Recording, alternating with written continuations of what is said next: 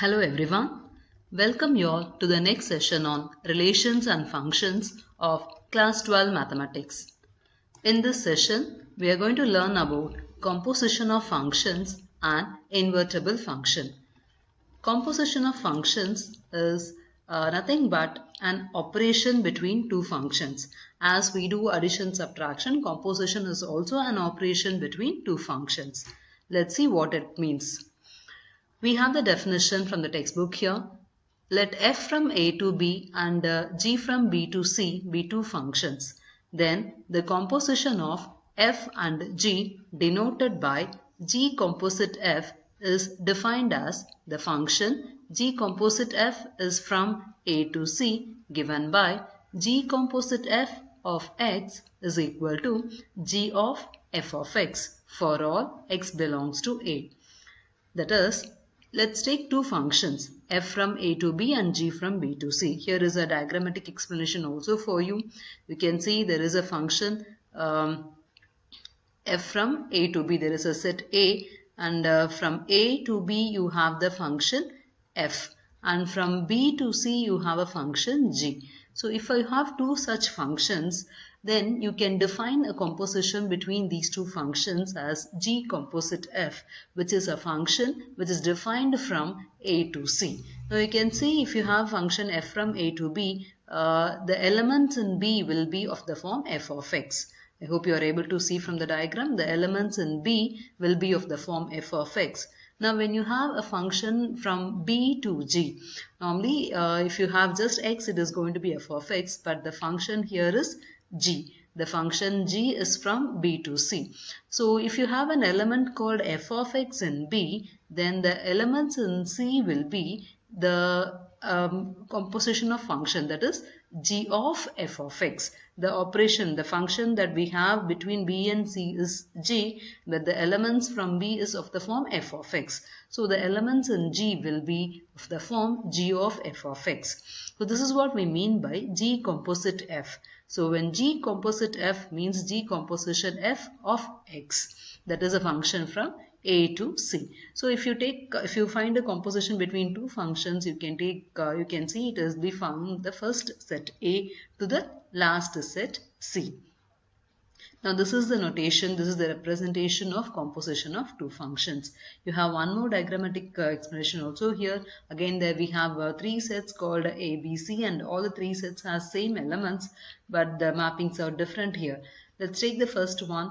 That is the mapping, the function f from a to b. That is 1 has a image 1 in b, whereas the element 1 in b has an image 2 in c. So in turn you can see the element 1 from a will have an image in c as 2. That is 2 in c will be the image of 1 in a. You can see this in the below diagram. That is 1 has an image 2 in c. This is the set A and this is the set C, and the function between these two sets is g composite f, and here it is g composite f is from A to C.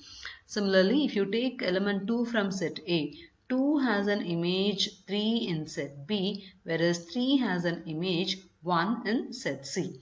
In turn, we can say element 2 in A has an image 1 in C. You can understand it from the diagram. Element 2 in A has an image C, has an image 1 in C.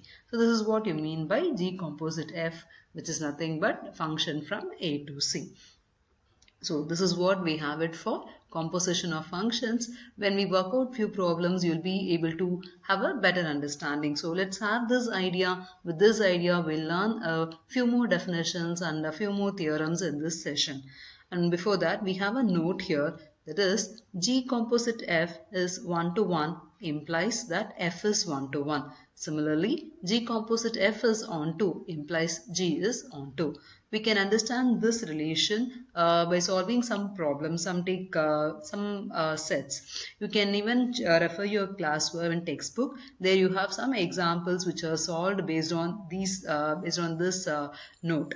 That is, If your G composite F is 1 to 1, it means your F is 1 to 1. Whereas if your G composite F is on 2, it means your G is on 2. So hope you understand it. This need not have, doesn't have any proof, rather than we can prove it by taking some examples for G and F. Fine. Just go through your explanation from the textbook for more understanding, for have a better understanding for this note. Now let's move on to the next definition, that is invertible function.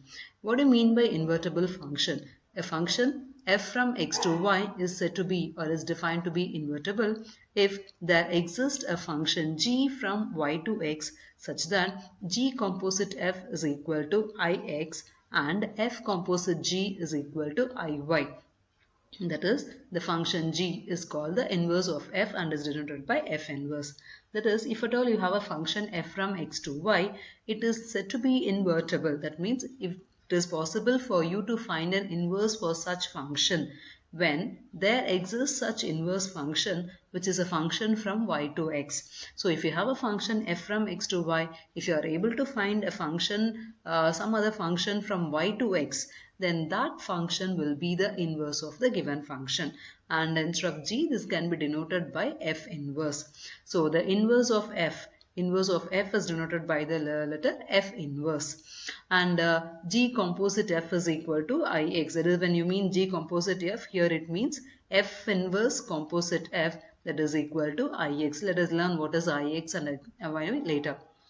F inverse composite f will be your ix. Similarly, f composite f inverse will be iy. I hope you are able to understand. If at all there is a function f from x to y, there is a function f inverse from y to x such that f inverse composite f equal to ix, whereas f composite f inverse is equal to iy. Now what are these ix and iy? Ix and iy are nothing but identity function. So what is an identity function? Identity functions are nothing but a function if each element of a set A has an image on itself. That is, if you have a function f from A to B or whatever, it's a function where each element in the set has an image on the same set. That is, if at all you define a function f from A to A, if you find a function which has an image on the same set, that is, if you find an element in the first set and if you are able to find the image also in the same set, then those functions are called as your identity function. Now with this understanding, we'll go back to the invertible function definition. Again, a function f from x to y is defined to be invertible if there exists a function g from y to x such that g composite f equal to ix and f composite g equal to iy, whereas this g is nothing but your inverse of f and is denoted by f inverse. So instead of g composite f, I can even write it as f inverse composite f equal to ix, or f composite f inverse is equal to iy. So it is possible to find an inverse of a function provided that such function exists. Now, if f is invertible, then f must be 1 to 1 and onto, and conversely, if a function is 1 to 1 and onto, then f must be invertible. Again, you can understand this note with some examples where there is no proof for all this. You can take some elements or some sets and you can find out whether the set is 1 to 1 and onto, and you can even check whether that function is having an inverse, that is, the function is invertible or not. So these explanations are available in the textbook. You can go through. These are explained by means of some examples. So go through the examples so that you can be able to understand and come to a conclusion which is meant as a note here. So I hope you just have an idea about composition of functions and invertible functions till now. Let's work out let's try some theorems or prove some theorems based on these definitions. What we have learned now, that is composition and invertible functions. With that understanding, we can start solving our exercise problems. Now here is the first theorem of the chapter here. If f is from x to y and g is from y to z and h is from z to s are functions, then h composite g composite f is equal to h composite g composite f. So you have three functions f, g and h, where f is from x to y, g is from y to z and h is from z to s. These are the three functions. If you have all the three functions, then the relation, that is h composite g composite f, is equal to h composite g composite f.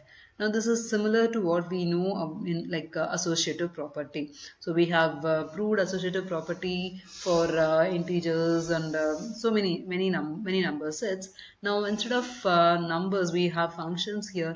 Hence instead of addition subtraction as the operation that we have here is composition. So we can even say associative property of composition function is also true. So that's what we are going to prove here. Let's see how are we going to prove it here. For which, let's start writing what we have given, what we have it in the question. That is, what are we given with? We are given with the three functions, say f, g and h. F is from x to y, g is from y to z and h is from z to s. These are the three functions that are available with us. Now we need to prove h composite g composite f is equal to the other one. For which, let me consider the LHS first. Consider h composite g composite f of x. When I mean h composite g composite f, it means h composite g composite f of x. That is an element from the first set x. Now h composite g composite f of x can be written as h of g composite f of x. So we have learnt g composite f of x can be written as g of f of x. So this composition is replaced by this operation. Similarly, this composition, that is h composition, is replaced by h of g composite f of x. This is by the definition of composition of functions. Again, as per the same definition, this composition is replaced by g of f of x here, that you can see it in the next step. This h of g composite f of x can be written as h of g of f of x. So we have got h composite of g composite f of x is equal to h of g of f of x. Let us mark this as equation 1. Here it is. We'll mark this as equation 1. Now let us consider the RHS of the theorem, that is h composite g composite f of x. Let us consider here. So h composite g composite f of x is equal to, let us replace this composition by the definition first. So h composite g of f of x. So the h composite g remains as such, and the composition, this is one set. You can consider this h composite g as one set, one function, and this f as another function. So you will be able to write h composite g of f of x. Now again we have this composition. This can be written as h of g of x using the same definition. So in which you can see again h composition g, composition of f of x is nothing but h of g of f of x. Now let me mark this as equation 2 here. So you can see from 1 and 2, your LHS are different. That is, you have h composite g composite f of x, whereas in the second equation the LHS is h composite g composite f of x. But look at your RHS. RHS are same in both the equations. So from 1 and 2 we get h composite g composite f is equal to h composite g composite f. So this is the usual operation that we'll be using it in all our problems and further. So this is the first theorem. This is a basic theorem, or you can say this is a basic operation which we are learning with composition of functions. Now with this, we'll try one more theorem. It is about invertible functions. Here it is. Let f from x to y and g from y to z be two invertible functions. That is, f is an invertible function and g is also an invertible function. It means you have f inverse and also g inverse. Then, if this is the case, then g composite f is also invertible, with g composite f whole inverse is equal to f inverse composite g inverse. That is, if you have two functions f and g and both are invertible, that means your f inverse and g inverse both exist. In that case, g composite f is also invertible. That means inverse of g composite inverse of G composite F is also existing, and inverse of G composite F, that is G composite F, the whole inverse, can be written as F inverse composite G inverse. So this is the theorem. Let's see whether it is possible or not. For which, let us write what are we given. We are given two functions, that is f from x to y and g from y to z. So you can see f from x to y, and from y to z we have another function, that is g, and both are invertible. That means f inverse and g inverse exist. Now we need to prove G composite f is also invertible. Now let's get back to the definition of invertible functions. If at all I say there is a function f which is invertible, it means that f inverse composite f is equal to ix, or f composite f inverse is equal to iy. So this is what I need to prove now. If at all I need to prove G composite f is invertible, it means I have to prove G composite f the whole inverse. It is inverse of G composite f. But as per the statement here, inverse of G composite f is nothing but f inverse composite G inverse. So I have to prove, all that I have to prove here is G composite f the whole inverse composite G composite f is equal to ix, or G composite f composite G composite f the whole inverse is equal to here iz. So this is what I have to prove, for which I am going to replace G composite f whole inverse by this f inverse composite G inverse. So this is what I have written under to show. You can check it now. To show, we have to show these two, that is we have to show this one and this one, for which I am replacing by f inverse composite G inverse. So now we have this one, that is to show f inverse composite G inverse composite of G composite f is equal to ix, and the next one that we have is G composite f. Here it is, that is second part is here, G composite f composite f inverse composite G inverse is equal to iz. Just have a cross check with the definition of invertible function so that you won't be confused with what we have to prove now. Now for which, when I suppose to prove something, I'll have to consider something. So let me take the first part, that is f inverse composite G inverse composite G composite f, for which I have to prove it as ix. Let me consider this one now. So f inverse composite G inverse composite G composite f. Now it is like I have a function, this is one function and this is another function for which I have the operation composition. Now as per the definition, we'll use either the definition and we have one more composition here. So let's apply what all we have learned so far. That is, we have learned definition of composition of functions, and we have also learned a theorem where we have composition of three functions. So let's apply that now. So here is the first step, f inverse composite G inverse composite of G composite f. So this is like your f, and this is like your G, and this is like your H. So this is what we have learned in the previous one, or you can put it like HGF. Now we got it like HGF. So let's call this is some H and this is some G as such, and this is some F. So H composite G composite F.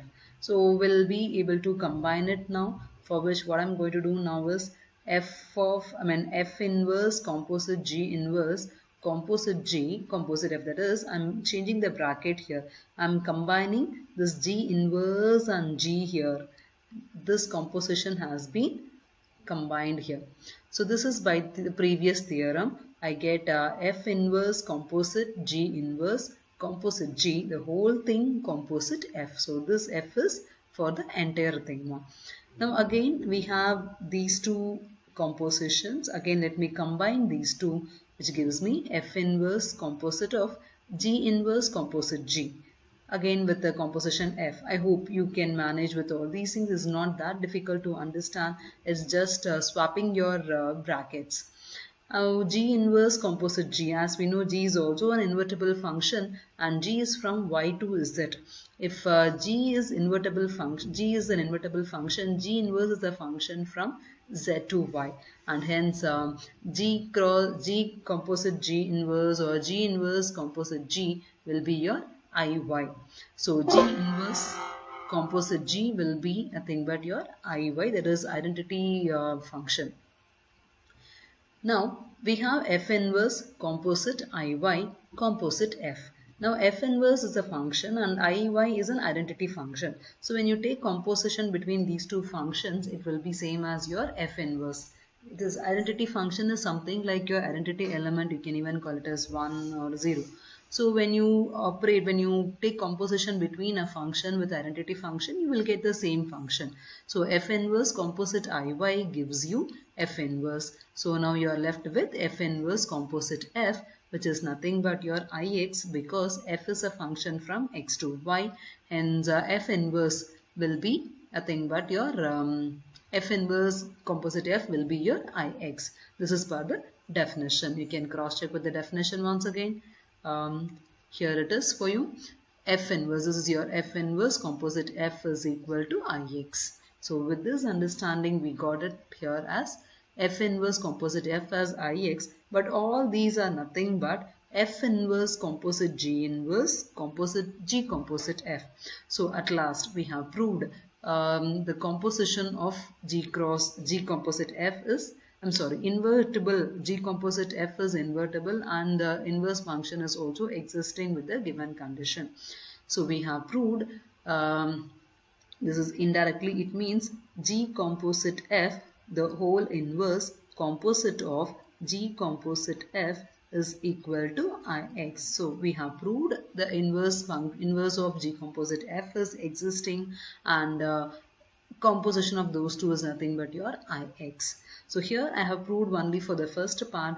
The second part is left for you to try it out. You can use the same procedure. Consider the second one, that is left side of the second one, that is G composite F, composite of F inverse composite G inverse, and use theorems and definitions, whatever we have learned so far. With that you will be able to get it in terms of Iz. So I have not completed the theorem. I have one more part left out for you to take it as homework. And also I will suggest you to go back and take your textbook, go through all the definitions, all the examples that has been explained, and once again go back and check out the theorem 1 and 2. Write down the steps exactly as it is discussed in this session. The rough work what we have done need not be done, but the steps given to show, considering everything, write it exactly one below the other and keep going through once again so that you will be able to have a better understanding. So with this I am concluding this session.